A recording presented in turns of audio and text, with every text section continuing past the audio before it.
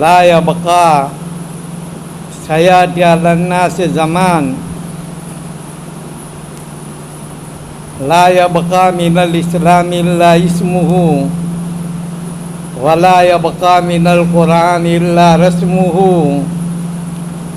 मसाजिदुहुम आमिरा वहिय खराब मिनल हुदा असरुन्नास तहदीमिस समायल उलमा। अजीज़ो बुज़ुर्गो दोस्तों, मजलिस मुबारक है। जिन लोगों ने कुरान हिफ्ज़ किया है, यह कुरान इतनी बड़ी नेमत है, इतनी बड़ी नेमत है, इतनी बड़ी नेमत है कि इस नेमत का अल्फाजों में ज़िक्र करना बहुत मुश्किल, अल्फाजों में ज़िक्र नहीं कर सकते।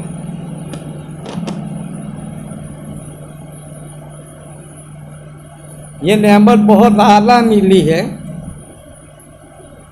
क्योंकि हम कलाम अरबी नहीं जानते, मगर जो कलाम अरबी जानते थे वो जानते थे कि ये कुरान कितना आला दर्जे का है। इस्लाम के सच्चे पक्के दुश्मन, सबसे बड़े दुश्मन आप जानते हैं, अबू जहल है, अबू सुफियान है। बाद में अबू सुफियान तो इस्लाम ले आए, और अखनस इब्न शरीफ सबसे बड़े दुश्मन। मगर इनका हाल ये था कि हुजूर पाक सल्लल्लाहु अलैहि वसल्लम तहज्जुद के वक्त में जो तिलावत कुरान करते थे, इस तिलावत कुरान को सुनने के लिए चुपके चुपके दीवारों के पीछे छुप करके सुना करते थे। एक मर्तबा अलग अलग रास्तों से तीनों चौराहे पर मिल गए। अरे अबू जहल तू कहाँ से, ला अखनस तू कहाँ से, अबू सुफियान तू कहाँ से। तीनों के मुंह नीचे गिर गए, पशेमान हुए, शर्मिंदा हुए।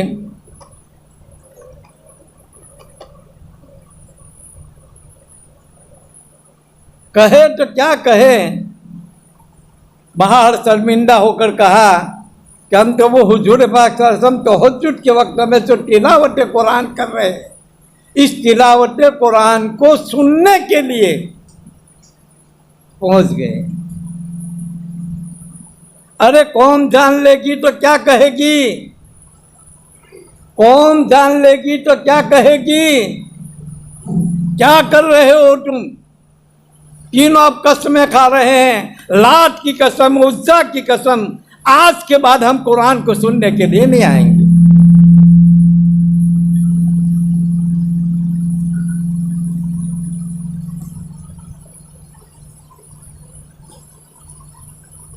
पानी ले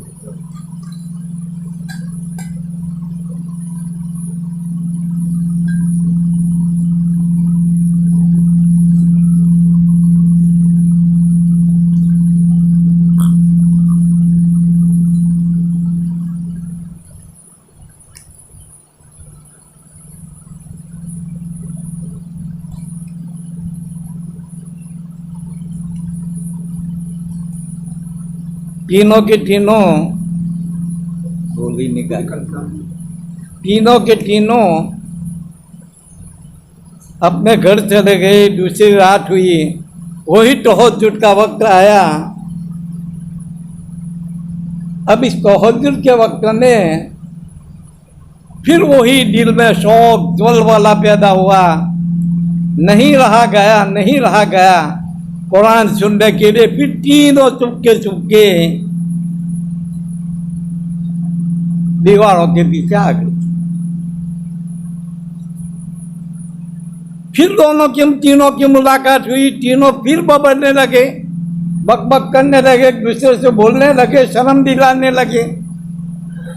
कहा तो पक्की कसम, लात उज्जा की अब तो कभी नहीं आएंगे। मगर तीसरी रात भी यही हुआ। तो अखनस इब्न शरीफ लाठी लेकर के पहले पहुंचा अबू सुफियान के पास। ए अबू सुफियान, तू कुरान के बारे में क्या कहता है, बोल। सही सही बता दे तो कुरान के बारे में क्या कहता है, क्या कि उसकी सारी बातें सच्ची लगती है, कुछ बातें में शुबा है, मगर उसकी सारी बातें बिल्कुल सच्ची और पक्की है। मेरा भी यही ख्याल है। अखरस इब्न शरीफ कहता है, अबू जहल के पास गया लाठी लेके, बोला अबू जहल तेरा क्या कहना है? कहा कि कुरान बिल्कुल सच्चा है, मगर क्या करे, हमारा अबू बनो अब्दे मुत्तलिब के साथ हमारा मुकाबला है। इन्होंने मेहमान नवाजी की, हमने भी मेहमान नवाजी शुरू की। जब उन्होंने लोगों को सखावतें शुरू की, हमने भी सखावतों को शुरू किया। उन्होंने अपने मेहमानों के लिए मुसाफिर खाने बनाए, हमने भी मुसाफिर खाने बनाए। हर एक में हम उनका मुकाबला बराबर करते रहे, मगर अब वो तो दावा कर रहे हैं कि हमारे पास नबी है, तुम्हारे पास क्या है?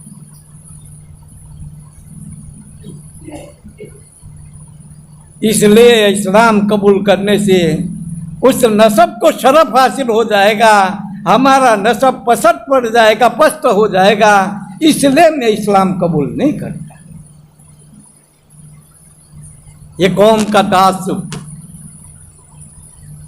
समझे?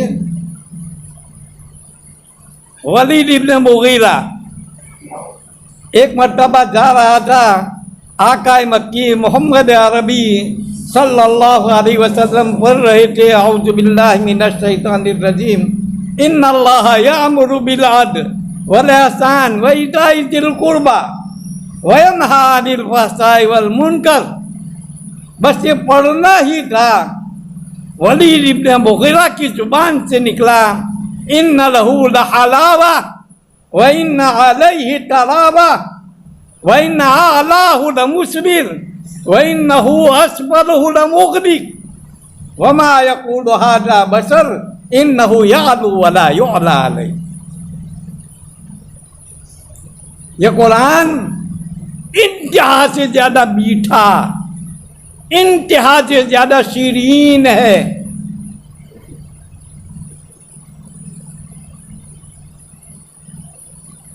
ये कुरान इन्ना लहू तरावा लमुग़दिक, ये कुरान इंतहा से ज्यादा सरसब्ज है। उसका ऊपर का हिस्सा फलदार, नीचे का हिस्सा मजबूत है।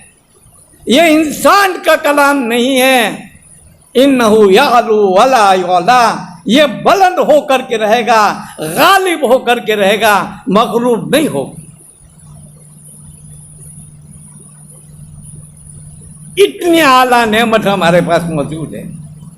अम्र इब्न जमू ने जब इस्लाम कबूल कर लिया, अरे अम्र ने जब इस्लाम कबूल कर लिया, बाप ने भी इस्लाम कबूल नहीं किया था। जब बाप के सामने बेटे ने पढ़ना शुरू किया, अल्हम्दुलिल्लाहि रब्बिल आलमीन अर्रहमानिर रहीम मालिकी यौमिद्दीन इय्याका नअबुदु व इय्याका नस्तईन, बाप फौरन बोल उठा, मा हसन आजा मा अजमल हाजा अव कुल्लुन मिसलहु। ए बेटे, ये जो तू पढ़ रहा है किस कदर उम्दा, किस कदर खूबसूरत है। क्या सारा के सारा कलाम ऐसा ही है? सारा के सारा कुरान मजीद ऐसा ही है? बेटा कहता है अहसनु मिन हाजा व अजमल मा अजमलहु व मा हसनहु, इससे भी बहुत ज्यादा खूबसूरत और इससे भी बहुत ज्यादा शीरीन भी था।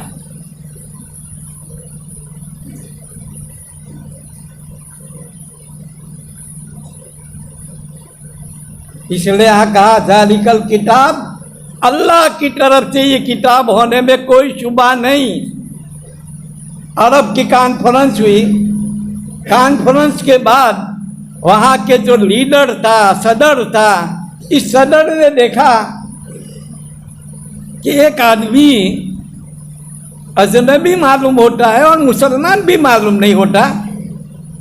पकड़ा उसको, पूछा कि तुम क्यों यहाँ शरीक हो गए, कौन हो तुम?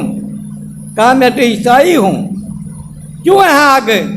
कहा मुझे इस्लाम से कुछ कुछ मोहब्बत हुई है, तो मैं जरा सुनने के लिए यहाँ चला आया हूँ। अब सुनने के बाद कहा इस्लाम कबूल कर लो, तो फिर लेकिन नहीं, अभी नहीं कबूल करूँगा, अभी मुझे इत्मीनान नहीं हुआ है। वो किताबें छापता था, उसने इंजील के 8 नुस्खे छापे, जबूर के 8 नुस्खे छापे, तौरेत के 8 नुस्खे छापे, कुरान के 8 नुस्खे छापे, सब में गलत। कुरान भी गलत लिख करके पेश किया। इसी तरीके से वो तीनों की तीनों किताबों को गलत तरीके से पेश किया। बेचा बाजार में, इंजील भी खुशी खुशी ईसाई ले गए, तौरात भी खुशी खुशी ले गए यहूदी, और जबूर भी ले गए, कोई भी वापस 8 के 8 उसके बिक गए, वापस नहीं आए। कुरान जिन्होंने खरीदा, बहुत से ने तो वहीं देख करके कह दिया कि ये कुरान हकीकी नहीं है, ये गलत कुरान है। बहुत से घर ले गए, घर ले जाने के बाद पढ़ा और अपने कुरान के साथ मिला करके मेरे पास वापस आए कि लो ये कुरान, ये हमारा कुरान नहीं है। मैं समझ गया कि 800 900 साल हो गए, मगर एक कुरान मैंने थोड़ा सा गलत लिखा, उसको भी मुसलमान वापस ला करके दे दिया मुझे। मैं समझ गया कि यह आसमानी किताब है, यह अल्लाह की किताब है। वो तीनों किताबें भी अल्लाह की है, मगर वो बदली हुई है।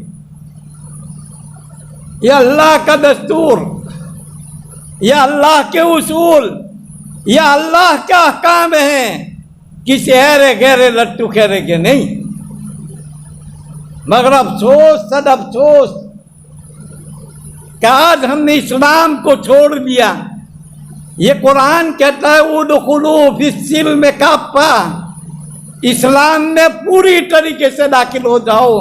मगर कसम खुदा की मैं देख रहा हूं कि इस्लाम का एक अमल भी आज बाकी नहीं है, एक भी अमल नहीं। हमारे इस इस्लाम को ईसाइयों ने कबूल करके रख दिया है और हमने इस्लाम को पसे पुश डाल दिया, हमने कुरान को पसे पुश डाल दिया। मैं नहीं कहता, हदीस कहती है, वाकयात कहते हैं। एक ईसाई स्कूल है, मैडम ने बताया कि जिसका भी अव्वल नंबर आएगा हम उसको ये झूठे इनाम में देंगे। एक लड़की बहुत गरीब, बाप का साया उठ चुका था, माँ घर पर बीमार थी, कोई इनकम नहीं, फटे पुराने कपड़े में, फटे जूतों में स्कूल आती। दूसरी लड़कियों के आला कपड़े जूते देख करके बेचारी अपने दिल में पछताती घर वापस जाती। मैडम ने वहां पर ऐलान किया कि जिसका भी अव्वल नंबर आएगा इसको ये झूठे इनाम में दिए जाएंगे। हुआ ऐसा कि वहां सबके नंबर यकसा, इस स्कूल के सारे बच्चों के नंबरात यकसा आए। अब झूठे एक झूठा है, दे तो किसको दे?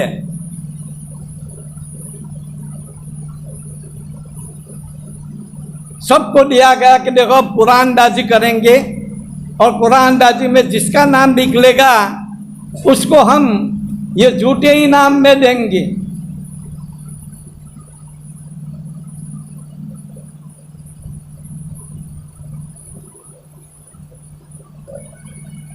सबको रुका दिया गया और रुका में अपना अपना सब नाम लिखो। सब ने अपना नाम लिख करके रुका एक डिब्बे में डाला और फिर उसके बाद मैडम के पास वो डिब्बा पहुंचा। मैडम ने डिब्बे में से एक चिट्ठी निकाली।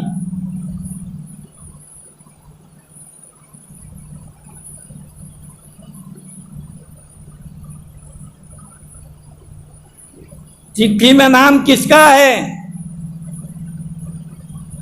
वफा अब्दुल करीम। वफा अब्दुल करीम। सारे बच्चों ने तालियां बजाई। वही गरीब बच्ची जो झूठों के में परेशान थी, जो अपने कपड़ों फटे पुराने कपड़ों में स्कूल में आ रही थी, उसको झूठे मिले। सारे स्कूल के बच्चे खुश होकर के तालियां बजा रहे हैं कि हकीकत में यही लायक है। मैडम घर गई। घर जाने के बाद देखा कि लाओ ने दूसरी रुका देखे कि दूसरे रुके में किसके नाम है, तो हर एक रुका उठाते हैं तो रुके में लिखा है वफा अब्दुल करीम। हर रुके में लिखा है वफा अब्दुल करीम। हर रुके में लिखा है वफा अब्दुल करीम।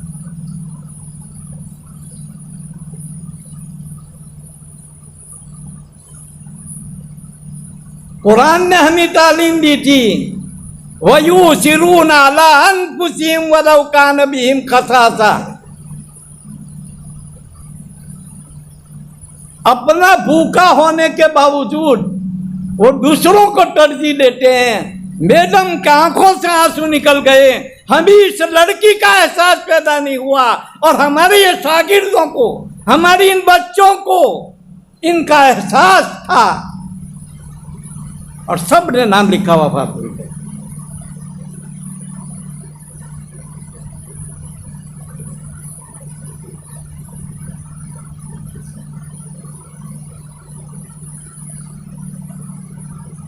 अब कुरान कहते हैं इस्लाम में पूरी तरीके से दाखिल हो, क्या हमारा ये हाल है? आकाए मक्की मोहम्मद अरबी सल्लल्लाहु अलैहि वसल्लम फरमाते हैं, वल्लाहि ला युमिन, वल्लाहि ला युमिन, वल्लाहि ला युमिन हत्ता युमिन जारुहु बवाइका। खुदा की कसम 3 मरतबा हुजूर कसम खा रहे हैं। आकाए मक्की मोहम्मद अरबी सल्लल्लाहु अलैहि वसल्लम 3 मरतबा कसम खा के फरमाते हैं, खुदा की कसम वो मोमिन नहीं हो सकता, खुदा की कसम वो मोमिन नहीं हो सकता, खुदा की कसम वो मोमिन नहीं हो सकता कि जो अपने पड़ोसी के साथ उसका हुस्न सुलूक न हो, उसके जुल्मों से पड़ोसी मुतमईन न हो, वो मोमिन नहीं। आज हमारे पड़ोसियों का हाल देखो।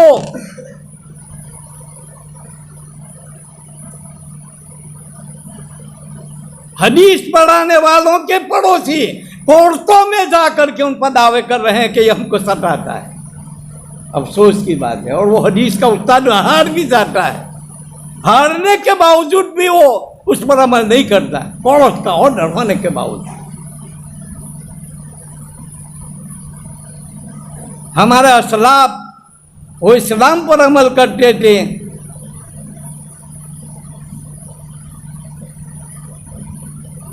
हसन बसरी रहमतुल्लाह अलैह, ऊपर यहूदी रहता है, बैतुल खला बनाया होगा, नीचे पेशाब पखाना पेशाब का है टपक रहा था। हजरत हसन बसरी रहमतुल्लाह अलैह ने वहाँ पर डोर रख दी थी। वो जब डोल भर जाती तो चुपके बाहर जाकर के फेंका। हजरत बीमार हुए तो यहूदी खबर लेने जाता है कि देखे क्यों बीमार हुए, क्या हुआ, हम क्या मदद कर सकते हैं। वो यहूदी जाता है, जाकर के हसन बसरी के पास बैठता है। बैठते ही उसकी नजर उस डोल पर पीटती है। कहा ये डोल कैसे? ऊपर से देखते हैं पेशाब टपक रहा है।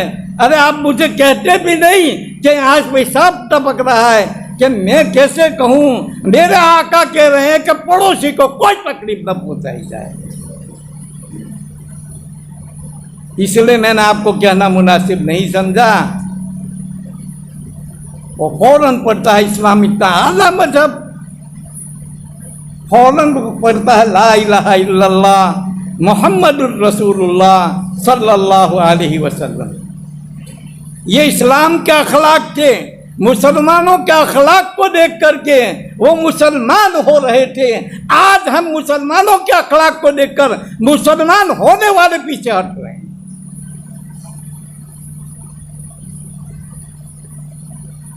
जॉर्ज बर्नार्ड फर्नांडीज सारे मजहबों की किताबों का खूब मुताला किया था, खूब मुताला। इंग्लिस्तान का था, बड़ा मुफक्किर समझा जाता था, ईसाई था, हिंदुस्तान आया, उनके इस्तिकबाल में बहुत सारे लोग जमा हो गए और इस्तिकबाल के बाद उनको पूछा कि आपने तो सारे मज़ाहिब की किताबों का खूब मुताला किया है, आप मुझे बतलाइए कि आपको कौन सा मजहब बिल्कुल सही लगा। तो उसने कहा, मुझे अगर तुम पूछते हो तो मैं सही बात तुम्हें बताऊं कि सच्चा और पक्का अगर कोई मजहब है तो वो इस्लाम है। कहा, वो हजरत कैसे? कहा, ये इस्लाम की तालीम वो तालीम है जो हैवान को इंसान बनाता है और इंसान को ऊज इंसानियत का टोच पर पहुंचा देता है, उसको जिंदगी का सलीका सिखलाता है, जिंदगी कैसे गुजारी जाए अपने पड़ोसियों के साथ, अपने रिश्तेदारों के साथ, दुनिया के हर गोशे, जिंदगी के हर गोशे पर उसने कलाम किया है और इतना सही कलाम किया है कि उस पर अमल करने वाला दुनिया में भी अमन हासिल करेगा, दुनिया में भी चैन और सुकून और फला नसीब होगी और ऊपर फला नसीब होगी। दुनिया भी आबाद, आखिरत भी आबाद। इतनी तारीफ की उसने, इतनी तारीफ की। कहा, आप इस्लाम क्यों कबूल नहीं करते? इस्लाम कबूल कर लो ना। कहा, क्या करूं मैं कैसे कहूं? मुझे इस्लाम कबूल करने के लिए सिर्फ एक ही चीज रोक रही है कि एक तरफ मैं दस्तूर इस्लाम देखता हूँ, दस्तूर कुरान देखता हूँ, हुजूर के अहादीस शरीफा को देखता हूँ, और दूसरी तरफ इन मुसलमानों के ज़ाहिर अक़ीदे, इन मुसलमानों के अखलाक, इन मुसलमानों के किरदार को देखता हूँ तो मुझे रोकता है इस्लाम लाने से।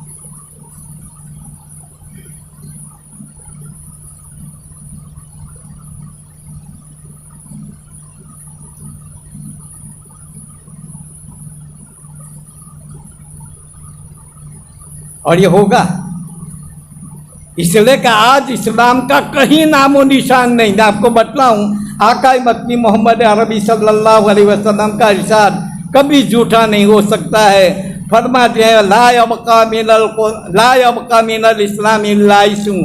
ऐसा ज़माना आएगा कि एक इस्लाम का नाम तक बाकी नहीं रहेगा। इस्लाम का सिर्फ नाम बाकी रह जाएगा, अमल बिल्कुल नामो निशान नहीं होगा।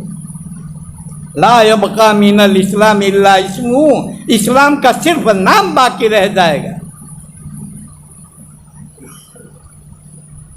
आज मुसलमानों को देखो, कोई अमल इस्लाम के मुताबिक नहीं। आगे बतलाता हूं, वला यबका मिनल कुरान इल्ला रस्मुहु, कुरान की सिर्फ रस्म बाकी रह गई।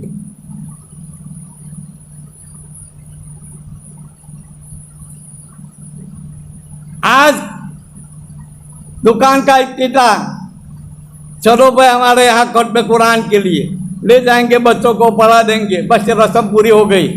कुरान पर क्या हुक्म है, कैसे अमल करने का, कुछ नहीं। घर का इफ्तिताह है, इशाले सवाब के लिए बैठ जाओ, कुरान पढ़ लो। ये रस्में बाकी रह गई। हमारे मुफस्सिर मुहद्दिसीन किराम तो उसकी तारीफ ये करते हैं कि कुरान की रस्म बाकी रह जाने का मतलब ये है, वला यबका मिनल कुरान इल्ला रस्मुहु, कुरान की रस्म बाकी रह जाने का मतलब ये है कि कुरान को आला से आला, उम्दा से उम्दा हुस्न शौक के साथ पढ़ने की इतनी मेहनत करेंगे मगर उसके मानी और उस पर अमल करने की जर्रा बराबर भी कोशिश नहीं करेंगे।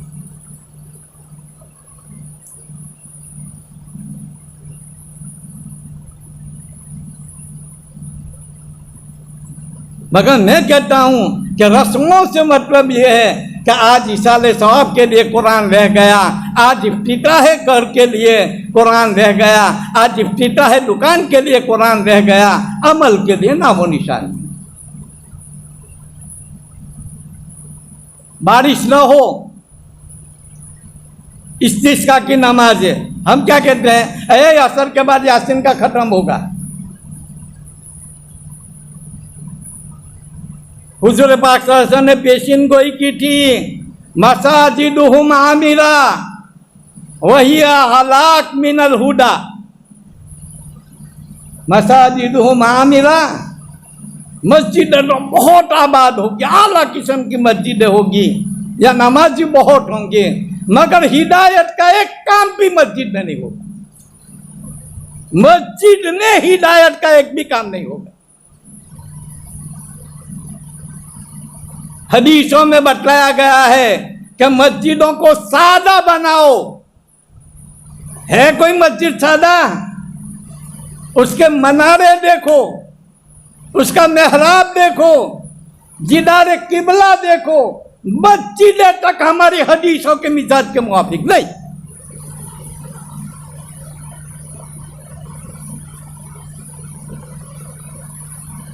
और खास तौर पर कहा था जिदारे किबला को तो इतना सादा रखो और अतराफ की दोनों दीवारों को इतना सादा रखो कि किसी मुसल्ली का जहन जरा भी मुंतशिर न हो। लेकिन आज तुम देखो तो दीवारों के सामने घड़ी रखी होगी, दीवारों के सामने तख्ते रखे होंगे, दीवारों के सामने औकात नमाज रखी हुई होगी और बैठे बैठे देखते रहो। इमाम साहब ने 2 रकात में 4 रकात पे 4 मिनट कर दी, 5 मिनट कर दी, 7 मिनट कर दी। अरे यार नमाज पढ़ा तो 9 मिनट कर दी, चलो 4 रकात पढ़ा दी। चलो मना किया था कि मत पड़ा रखो किबला की तरफ किसी भी किस्म का कोई नक्शो निगाह नहीं होना चाहिए कि कहीं मुसल्ली का खलल न हो।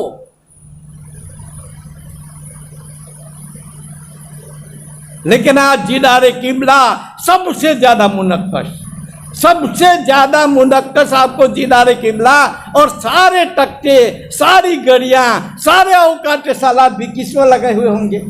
जिदारे किबला।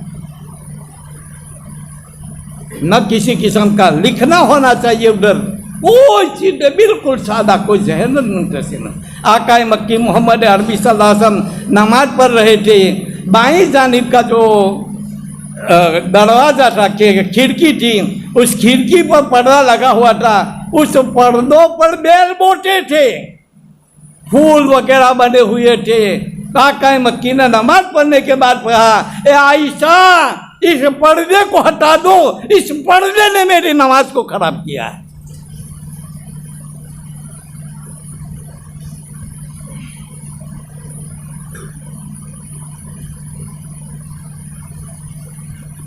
अल्लाह के फजल से एक नमाज जरा ठीक हो रही थी हुजूर के इरशाद के मुताबिक। 1400 साल से जो नमाज पढ़ी जा रही थी बिल्कुल सादा तरीके से, आज माइक ने आकर के उस नमाज को भी हम ही बर्बाद कर दिया। होती नहीं है नमाज। माइक पर नमाज सही ही नहीं है।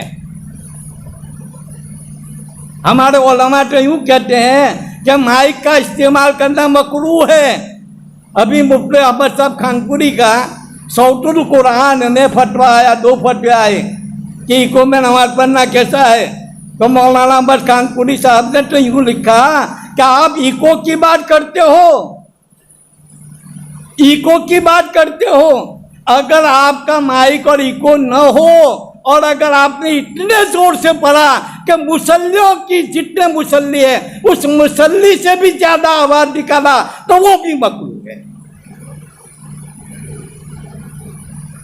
जितने मुसल्ली है इस मुसल्ली से बाहर आवाज गई तो वो भी मकरूह।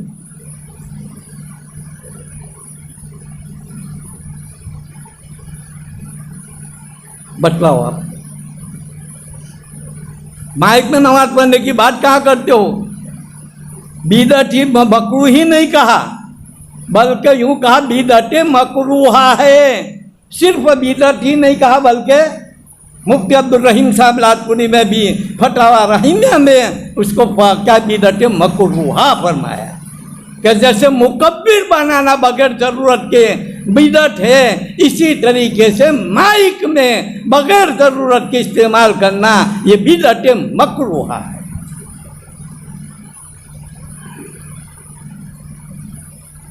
लेकिन सारे हमारे मुफ्तियान किराम कहते हैं कि नमाज हो जाएगी, इस्तेमाल करना मकरूह, नमाज हो जाएगी। मैं उनसे पूछता हूँ कि इमाम साहब ने जो नमाज पढ़ाई, माइक का इस्तेमाल किया, किसका मुर्तकिब हुआ? बिदअत मकरूहा का मुर्तकिब हुआ कि नहीं? और बिदअत का करने वाला फासिक है, और फासिक के पीछे मकरूह तहरीमी।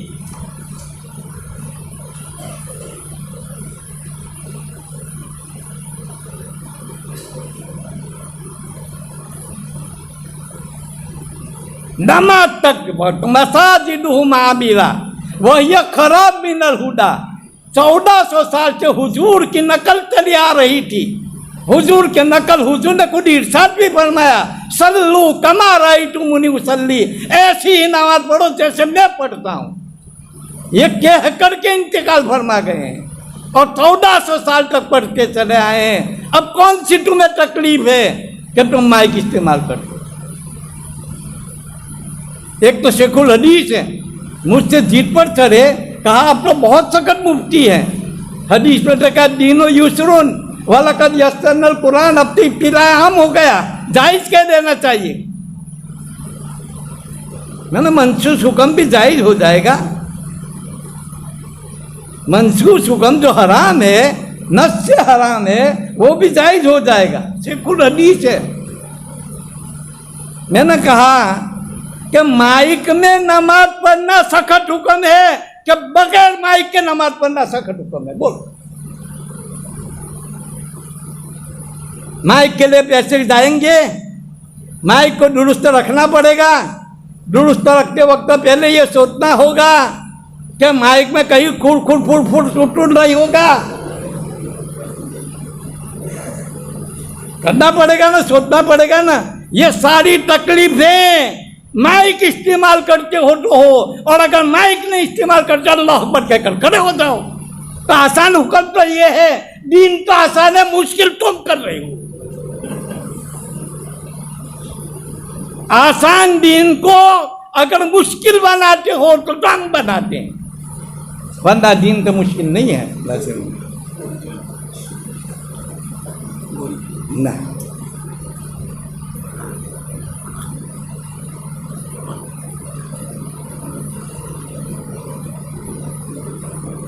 का मसाजिदुहुम आमिरा वहिया खराब मिनल हुदा। मस्जिदों में बैठ करके जो नवाफिल और तस्बीहात और जिक्र कर रहे हैं, मुझे तो इस पर भी शुबा पड़ रहा है। इसलिए शुबा पड़ रहा है कि हुजूर पाक सल्लल्लाहु अलैहि वसल्लम मस्जिद नबवी है, 50,000 नमाज का सवाब मिलता है, मगर मस्जिद नबवी में नफल नहीं पढ़ते, घर में जाकर के पढ़ते। क्यों? कोई न जाने। इसमें मख्फी रहे, अमल जितना मख्फी होगा उसका सवाब इतना ज्यादा होगा। रोजे का सवाब इसीलिए कहा अना उज्जी भी, अल्लाह कहता है कि उसका बदला मैं देता हूं। अल्लाह खुद बदला देता है। क्यों? इसलिए कि रोजे में इखलास है। इस इखलास की दौलत से उसको माला माल होने की वजह से अल्लाह खुद देता है। अगर हमारा नफल अमल तस्बीहात जिक्र जितना मकबूल रहेगा इतना सवाब ज्यादा होगा। सुफियान सौरी रहमतुल्लाह अलैह तो फरमाते हैं कि मैं उस नेक अमल को अमल ही नहीं समझता जो कोई मुझे देख ले उस अमल को करते। उस अमल को मैं नेक अमल नहीं समझता जो मुझे कोई देख ले। हातिम असम फरमाते हैं मस्जिद में तालीम के लिए बैठने वाला, मस्जिद में तालीम के लिए बैठने वाला ये दीन को बेचने वाला है, दुनिया इकट्ठा करने वाला। हातिम असम का एक मुरीद ने शेख से पूछा, ए शेख, रात को आप कितनी रकातें पढ़ते हो, कितनी नफलें पढ़ते हो? तो शेख ने अपने मुरीद को क्या जवाब दिया मालूम है? जवाब ये दिया कि देख, एक रकात मैं घर में चुपके चुपके पढ़ूं, कोई न जाने, तो मुझे 100 रकातों का सवाब मिलता है, और अगर कोई जान ले तो मेरी 1 रकात का सवाब 1 रकात मिलेगा। तो कम मैं 99 रकातों का नुकसान करूं? तुझे बतला के मैं 99 रकातों का नुकसान क्यों करूं?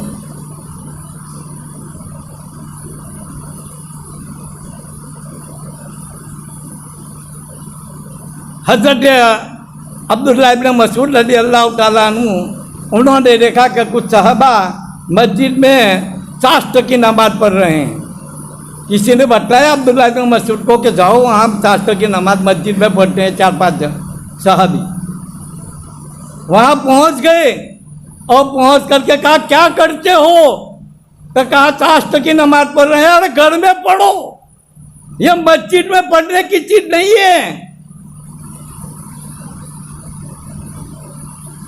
जाओ घर में जाकर के। बिदत, अभी तो हुजूर इंतकाल नहीं हुए, उनके कपड़े बोसीदा भी नहीं हुए, उनके जिस्म बोसीदा भी नहीं हुआ, और तुम बिदतों में पड़ गए। इतना सख्त हुजूर अब्दुल्लाह इब्न मसूद ने कहा।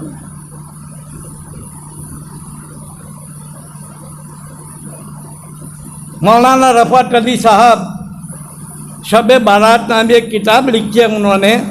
इस शब बारात की फजीलत आपने बहुत सुनी, बहुत सुनी, बहुत सुनी, जानते हो ना आप, है कि नहीं? बहुत फजीलत है। लेकिन वो लिखते हैं, मस्जिदों में एहतिमाम और इंतजाम नवाफिल के लिए, बयान के लिए और जिक्र तिलावत के लिए ये बिदअत है।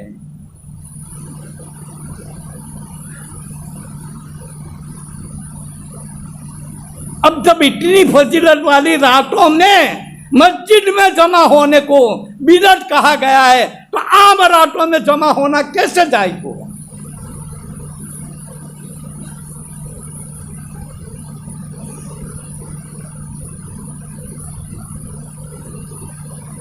मौलाना साहब वसीउल्लाह साहब, इन्होंने वसीयतुल इरफान में उनका कॉल लिखा गया, तो उनके पूरा मजमून था।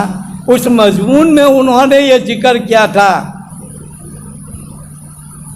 कि वो पीर कि जिसके फॉलोवर बहुत ज्यादा हो, जिसके मुरीदीन बहुत ज्यादा हो, समझ लो कि उसने बिदअत करी हो। इसलिए कि सुन्नतों पर अमल करने में लज्जत नहीं, अल्लाह के हुक्मों पर अमल करने में लज्जत नहीं है, रसूलुल्लाह की सुन्नतों पर अमल करने में लज्जत नहीं मिलती। लज्जत आपको उसी में मिलेगी जो कोई बिदअत करे। इसलिए जिसके फॉलोअर ज्यादा, समझ लो कि वो बिदअत का करने वाला जरूर हो। एक हदीस है अबू दाऊद में, फरमाते हैं आका मक्की मोहम्मद अरबी सल्लल्लाहु अलैहि वसल्लम कि एक आलिम आएगा, लोगों को दावत देगा, आओ सुन्नत की तरफ, आओ हदीस की तरफ, आओ कुरान की तरफ, ये है कुरान का हुक्म, ये है हदीस का हुक्म। वो बेचारा थक जाएगा, थक जाएगा, मगर कोई उसका फॉलोवर ने मुरीद नहीं होगा।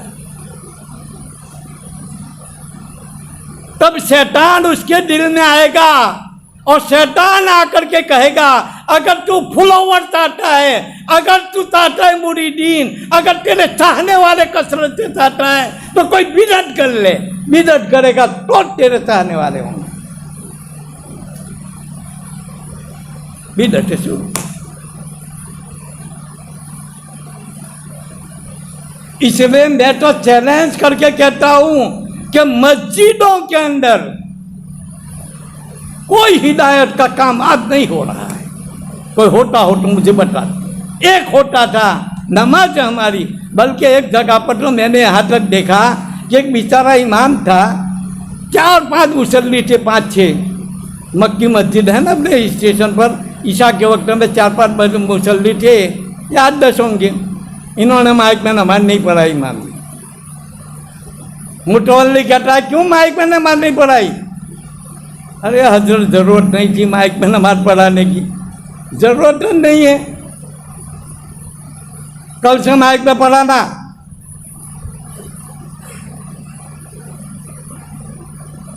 मुफ्ती अब्दुल्ला के पास आया सुबह में, आ करके फतवा लिख के गया कि भाई ये नमाज में क्या है, किरात अपने माइक का इस्तेमाल करना बिदअत मकरूहा है वगैरह, तो लिख के दिया।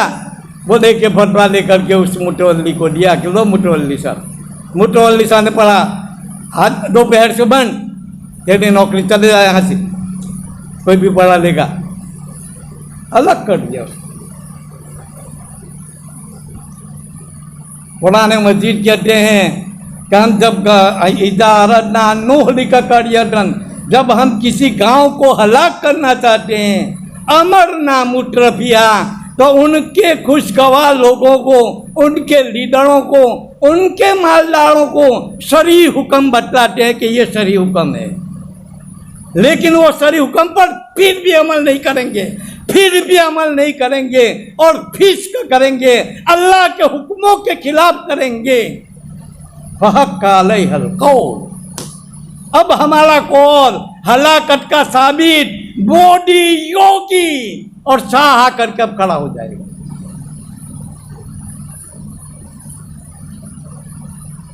फहक्का अलैहिल कौल फदम्मरनाहा तदमीरा, हमारे खुशगवार लोग, हमारे लीडर, हमारे मुतवल्ली सही राह पर चलना ही नहीं चाहते। एक हदीस भी है कि आइंदा ऐसे उमरा आएंगे, ला यहतदून बि सुन्नती वला यहतदून बि हदी, कि न मेरी सुन्नत पर चलेंगे और न मेरे रास्ते पर चलेंगे और वो गुमराह होंगे। वो याद नहीं रहा मुझे, वो भी एक हदीस में है कि जो खुशगवार लोग हैं, जो लीडर लोग हैं, मुतवल्ली हम उलमा भी आ गए, सही राह पर चलना नहीं चाहते। अगर हम सही राह पर होते, देखो एक मैं बात कहूँ आपको, सलाहुद्दीन अय्यूबी और नूरुद्दीन जंगी रहमतुल्लाह अलैह, नाम सुना होगा आप लोगों ने, बैतुल मुकद्दस के फातेह हैं। बैतुल मुकद्दस उन्होंने फतह किया, तो फातेह बैतुल मुकद्दस सलाहुद्दीन अय्यूबी, नूरुद्दीन जंगी रहमतुल्लाह अलैह, बैतुल मुकद्दस को फतह कर लिया। फतह कर लेने के बाद ये यहूदियों का लीडर अहरमन था। ये अहरमन वहां से भागते भागते, वो अहरमन भागते भागते सलाहुद्दीन अय्यूबी को कह रहा है कि सलाहुद्दीन, अब हम मैदान जंग में नहीं लड़ेंगे, अब हम मैदान जंग में नहीं लड़ेंगे, अब हम लड़ेंगे तुम्हारे मुसलमान नौजवानों के दिमागों पर और तुम्हारे मुसलमानों के दिलों पर हम लड़ेंगे। इनके जिस्म और उनके नाम तो मुसलमान के होंगे, मगर उनका दिमाग और उनका दिल मुसलमान नहीं होगा। वो इस्लामी तहजीब से नफरत करेंगे और हमारी यहूदी तहजीब को बहुत पसंद करेंगे, दिल से मिलाएंगे। इस्लामी तहजीब से नफरत करने वाले आज देख लो, 99% इस्लामी तहजीब से नफरत। हमारी औरतें जमात वालों की है, उलमा की है, मुहद्दिस की है, शेखुल हदीस की लड़कियां हैं। लड़का ढूंढते हैं और कहते हैं कोई लड़का हो तो देखो, मगर मौलवी नहीं होना चाहिए, दाढ़ी वाला नहीं होना चाहिए, रिक्शा वाला नहीं होना चाहिए। यह हाल है। ये इस्लाम से नफरत, अगर इस्लाम की तहजीब से नफरत करोगे और यहूदी तहजीब को अपनाओगे, कसम खुदा के हमारी औरतों को सड़कों पर नंगा चला दिया है। आज उनके लिबास को देखो, हर अज़्व को देख लो, साफ नजर आएगा। उनके पिस्तानों को देख लो और उनके पीछे रानों को देख लो, साफ नजर आएंगे। और अब देखिए फैशन, यहाँ पूरा उनका बाजू भी देखते चले जाओ, आधा नंगा कर दिया है, और जो पहना है वो भी नंगा है, साफ उनके अज़्व नजर आए। ये यहूदी तहजीब की मोहब्बत ने हमारी औरतों को सड़कों पर नंगा ला करके रख दिया।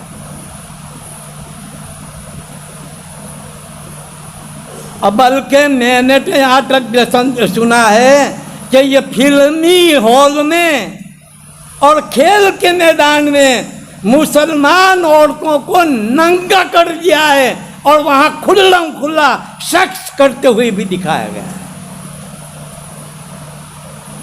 हमारी सानिया मिर्जा नंगी, कटरीना कैफ, क्या फटरीना कैफ, ऐसे बहुत सारे मुस्लिम है जो फिल्मी इसमें बिल्कुल नंगी हो जाती। इतनी चड्डी पहनी है नहीं, इतना ये पहना है।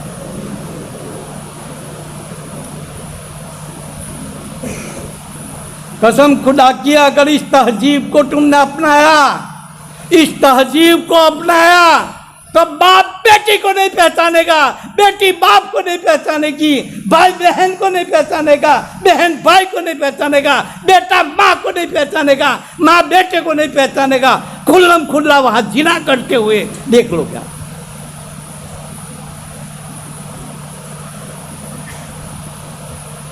बाप का इंतकाल हो गया है, बेटा है, बेटे ने माँ को देखा, शादी नहीं, बाप इंतकाल कर गए।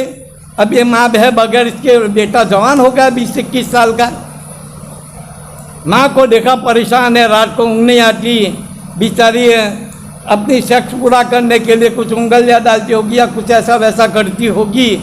तो लड़के ने अपने आप को पेश किया, अरे माँ तेरी शहवत को मैं पूरी कर। किसी ने कहा माँ के साथ, अरे बाहर जाएगी, इज्जत जाएगी, ये घर में न घर में बाकी नहीं। दलील तो देखो इनकी। तुम्हारा जहन ऐसा बना देंगे, ऐसा बना देंगे, बेहयाई को, नंगापन को, उड़ियानट को, सेक्स को, सबको मुसयन करके रख देंगे। कोई गुनाह नहीं, बल्कि उस पर फखर करेंगे। एक मुस्लिम औरत का भी इंटरव्यू आया, उनके इंटरव्यू के बारे में पूछा गया कि यार तुम मुसलमान हो और मुसलमान होकर के ये लिबास, बिल्कुल नंगा लिबास, ये कैसे तुमने पहना है? वो औरत क्या कहती है, अगर कपड़ा पहनना जरूरी होता तो अल्लाह हमको कपड़ों के साथ पैदा करता।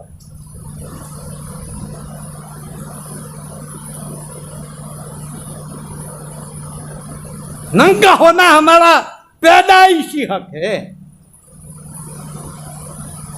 दलाइल तो देखो इनको। बीच में एक बहुत वायरल हुआ था कि एक लड़का कॉलेज का है और एक लड़की कॉलेज की है, आंख मारी। क्या मारी? आंख मार, क्या कहते हैं वो, आंख मारते हैं एक मर्द दूसरे को, तो आंख मारी। वो इतनी वायरल हो गई, इतनी वायरल हो गई कि वो मिनटों में हीरो बन गए, हीरो बन गए, हीरो। लाखों करोड़ों रुपये पर बरसने में। जो फांसी पर चढ़ना चाहिए था, जिनको फांसी पर लटकाना चाहिए था, इनको मारते मारते पूरे बाजारों में घुमाना चाहिए था, वो तुम्हारी इज्जत का सबब बना, फखर का सबब। तो ये यहूदो नसारा, उन्होंने तो हुजूर के जमाने से कसम खा के रखी है, ये रसूल, ए रसूल, तू कितनी भी मेहनत कर ले मगर तेरी तहजीब हम नहीं चलने देंगे। फिर सलाहुद्दीन अय्यूबी दोबारा मिलता है तो वो कह रहा है अहरमन सलीबी इंटेलिजेंस का सरदार, वो कह रहा है, ए सलाहुद्दीन, हमने तुम्हारे जवान मर्दों में और जवान औरतों में लज्जत का, हुकूमत का, दौलत का और हमारी खूबसूरत औरतों की लज्जत इतनी बढ़ गई है, इतनी बढ़ गई है कि उनके रगे तक के अंदर हमारी लज्जत भरी हुई है, औरतों की, हुकूमत की, रुपयों की और पैसों की। अब तुम्हारे उलमा, तुम्हारे मुस्लिहीन इस नशा को उतार नहीं सकेंगे और हमारे मुस्लिहीन, हमारे आदमी इस नशा को इतना चलाएंगे, इतना चलाएंगे कि जिसको तुम बेहयाई कहते हो ना, जिसको तुम बेहिजाबी कहते हो, वो फाई से पकड़ हो जाएगी, भाई से फखर, भाई से इज्जत हो जाए। जितना ये हुज्जत का लिबास पहन के निकलेगी, इतना अपने आप को फखर समझेगी।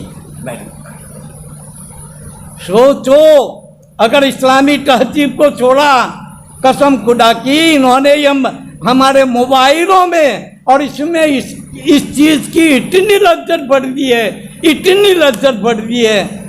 अब हमको तो 4 बजे का टाइम दिया था, 4 बजे का टाइम।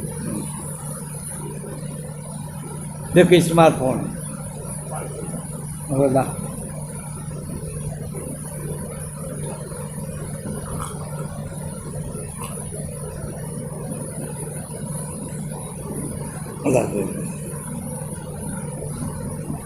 एक मैडम है, बच्चों को होमवर्क दिया। क्या दिया? होमवर्क का उन्वान था मेरी ख्वाहिश। क्या था? हर एक इस उन्वान पर अपनी ख्वाहिश लिख के लाए, मेरी ख्वाहिश। मैडम ने उस होमवर्क को घर पर ला करके तपासना शुरू किया, देखना शुरू किया। देखते देखते एक लड़के के मजमून पर ये नजर जम गई, रोने लगी, शिशक्या मारने लगी। करीब में शोहर था, स्मार्टफोन देख रहा था। क्या देख रहा था? स्मार्टफोन। इसने बीवी की शिशक्या सुन करके जल्दी जल्दी दौड़ा। क्या तकलीफ हुई? क्या हुआ? क्या हुआ? कहा क्या कहूँ मैं तुझे क्या कहूँ? मैं ये होमवर्क बच्चों का देख रहा था। एक बच्चे ने होमवर्क में लिखा है, इसने मुझे रुला दिया। कहा कैसे? क्या होमवर्क में क्या मजमून है? क्या स्मार्टफोन में लिखा हुआ है कि काश कि मैं स्मार्टफोन बन जाऊं, काश मैं स्मार्टफोन बन जाऊं। इसलिए कि मेरे वालिदैन स्मार्टफोन से बहुत मोहब्बत करते हैं, बहुत प्यार करते हैं। मुझसे जरा भी प्यार और मोहब्बत नहीं करती। मेरे अब्बा खेल में इतने मशगूल हो जाते, इतने मशगूल हो जाते हैं, कभी मेरे साथ नहीं खेलते। मेरे अब्बा मुलाजमत से नौकरी करके घर वापस आते हैं, घर आकर के स्मार्टफोन में इतना वक्त देते हैं, इतना वक्त देते हैं, मगर मुझे थोड़ा सा भी वक्त नहीं देते। मैं रोते रोते बोल रहा हूँ, मगर मेरी तरफ कोई तवज्जो नहीं। अचानक किसी का फोन आता है तो फोन फौरन उठा लेते हैं और उठा करके फोन पे इतने मशगूल होते हैं। मेरी कितनी भी अहम बात हो, कितनी भी आला किस्म की बात मैं करना चाहूँ, मेरी बात की तरफ कोई तवज्जो नहीं देते और फोन पर पूरी तवज्जो मर्जी करते। अच्छा, किस बच्चे ने ये लिखा है? कि किस बच्चे ने लिखा? तेरे ने, मेरे बच्चे ने लिखा है। ये तेरे ने, आज स्मार्टफोन ने हमारी सारी के सारी मशगूलियों को ख़त्म करके, नेक अमलों को ख़त्म करके उसमें इतना मशगूल हो गए अल्लाह की बन। सोचो जरा कि ये जो लाया है वही उसने कहा था ना कि हम इतनी लज्जत वाली चीज़ें ला करके तुम्हारे सामने पेश करेंगे, इतनी लज्जत वाली चीज़ें ला करके पेश करेंगे कि तुम्हारे मुसलमान कभी नाम तक इस्लाम का नहीं लेंगे। हमारी तहजीब से मोहब्बत करेंगे और दूसरों की तहजीब से वो मोहब्बत करेंगे। इसलिए सोचो मेरे भाइयों, इस्लामी तहजीब को अपनाओगे तो वही जात बन्नात साहब ने कहा था ना कि उसी में अमन है, उसी में इत्मीनान है, उसी में सुकून है, उसी में सब कुछ है। इंसानियत सिखाता है, इंसानियत के उरूज पर पहुँचाता है, हैवान को इंसान बनाता है और ये यहूदियत इंसान को हैवान बना देता है। इसलिए मैं आप लोगों से गुजारिश करूँगा कि अल्लाह तबारक व तआला इस्लामी तहजीब से मोहब्बत। और देखो ये बात कि अल्लाह ने आपको बहुत बड़ी नेमत दी है, इस नेमत को बेचियो मत। कुरान की दौलत हमको दी है, इस दौलत को बेचना मत। जफर उस्मानी वो फरमाते हैं कि मेरे रंगून दारुम ने एक रांडेर का फैमिली आई थी, उसके साथ एक छोटी बच्ची थी 3-4 साल की, मादर जाद हाफिजा। वहाँ मेरे मदरसे में भी आई, कहा ये मादर जाद हाफिजा है, कहा इम्तिहान लो तो तुम 1-2 आयत पढ़ो, वो 10-12 आयतें पढ़ जाती, कहीं से भी पढ़ो, 1-2 आयतें पढ़ो, 10-12-15 आयतें पढ़ जाती है।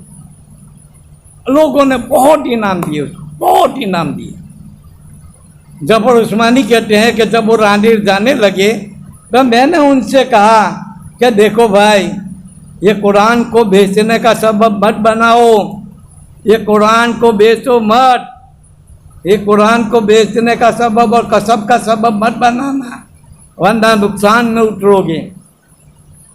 हुआ भी यही कि उसकी इतनी कम थी कि उसने उसी को जरिया बना लिया था कसब का। हर मजलिस में जाते और ये कुरान पढ़ाते और लोगों से पैसे वसूल करते इनामात के।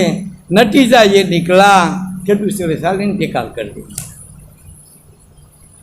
कसीरत दुनिया वल आखिरा ज़ालिका हुवल खुसरानुल मुबीन।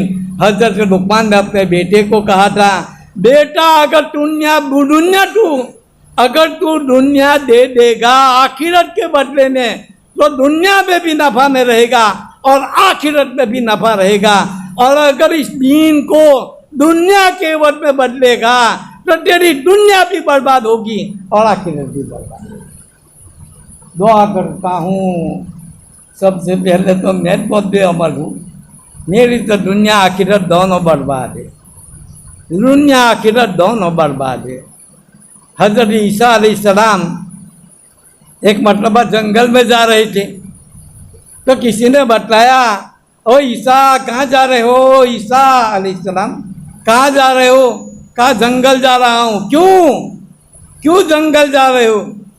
कसम खुदा की इस कौम के अंधों को मैं देखने वाला बना देता हूँ, इनके बहरों को मैं सुनने वाला बना देता हूँ, मुर्दों को भी जिंदा कर देता हूँ, मगर अल्लाह के हुक्मों पर इनको लाने से मैं मजबूर हूँ, अल्लाह के हुक्मों पर नहीं ला सकता।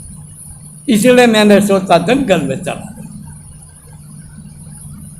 मैं चीख करके चीखता हूँ कि नमाजों को तो दुरुस्त करो, उसको तो बगैर माइक के पढ़ो, क्यों बर्बाद करते हो? लज्जत है कितनी देर? पहले लोग जो है मासियत में, गुनाह में लज्जत ढूंढते थे। किसमें? मौलाना वसीउल्लाह साहब ने वसीयतुल इरफान में लिखा है कि पहले लोग मासियत में गुनाह लज्जत ढूंढते थे और अल्लाह ने मासियत में ना गुनाह में लज्जत रखी है, खूब लज्जत है मासियत में। लेकिन अब तो लोग इबादतों में लज्जत ढूंढने लगे। किसमें? लंदन से एक मौलाना आए थे, आलिम, वहाँ एक दुकान पर बैठे थे। उस दुकान वाले ने मुझे बताया कि 15 मिनट पहले इस मगरिब के 15 मिनट पहले उसने अपने साथी को कहा चलो चलो जल्दी पाँच भट्टी पर। इको पर नमाज पढ़ने में बड़ा लुत्फा आता है। इको पर नमाज पढ़ने में बड़ा लुत्फा आता है। वो नमाज पढ़ने के लिए गए पाँच भट्टी पर, इको पर। बड़ा इबादतों में लुत्फ ढूंढने लगे। कसम खुदा की गुनाहों में लुत्फ ढूंढना, गुनाहों में लुत्फ ढूंढना इतना मजमूम नहीं जितना के ताट और इबादतों में लज्जत ढूंढना है। ताटों में, इबादतों में लज्जत ढूंढते। और लज्जत कितनी मिनट है, किरात कितनी मिनट होती है 4 रकात में? 2 मिनट की लज्जत में अपनी नमाज बर्बाद करते हो। 2 मिनट की लज्जत। अरे किरात में 4 मिनट होती होगी, 4 मिनट के लिए अपनी नमाज को बर्बाद करना। सोचो। तो ये इबादतों में लज्जत का ढूंढना इतना खराब है, इतना मजमूम है। देखो आज हमारे जितने मुतवल्ली है, अक्सर मुतवल्ली मिलते हैं, मौलाना इमाम की ज़रूरत है। बहुत आला दर्जे का आवाज़ वाला होना चाहिए, अहसन सौत, मजा आ जाए उसके पीछे नमाज पढ़ने। अरे अल्लाह के बंदे, अहसन सौत किरात वाला न ढूंढो, मुत्तकी परहेजगार ढूंढो। आकाए मक्की मोहम्मद अरबी सल्लल्लाहु अलैहि वसल्लम फरमाते हैं, मन सल्ला खल्फ तकीयिन, जो मुत्तकी के पीछे नमाज पढ़ेगा, कहा नहु सल्ला खल्फ नबीयिन, उसने नबी के पीछे नमाज पढ़ी। ये लज्जतों के लिए क्यों कारी ढूंढते हो, आला कारी हसन के शौक ढूंढते हो? ढूंढो मुत्तकी को, परहेजगार को। मैं खुद वहाँ मुस्लिम सोसाइटी में इमाम था, मगर मेरे आवाज़ बहुत अच्छी नहीं, बहुत मुझे बड़ी आवाज़ है किरात में, तो बहुत अच्छा आवाज़ नहीं थी, तो मुसल्मान को पसंद नहीं। एक माटी वाला के कारी साहब आए, मैंने उनको कहा कि नमाज पढ़ा दो। इन्होंने मगरिब की नमाज पढ़ा दी, तो मुझे कहा कि आपको छुट्टी। आखिर दावा ना